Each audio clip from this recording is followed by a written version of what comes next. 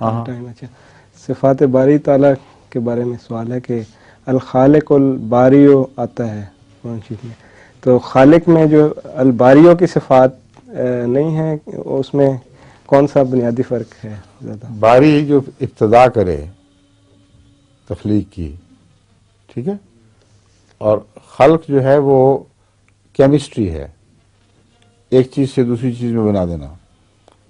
اور جو باری کے تابع ہے لفظ، وہ آغاز میں وجود بخشنا، ٹھیک ہے. اس کے بعد مستقل پیدائش جو وہ الخالق میں آئے گی. اس مستقل پیدائش کے لیے مستقل وقت چاہیے. 1 منٹ تھا، ختم ہو چکا. السلام علیکم.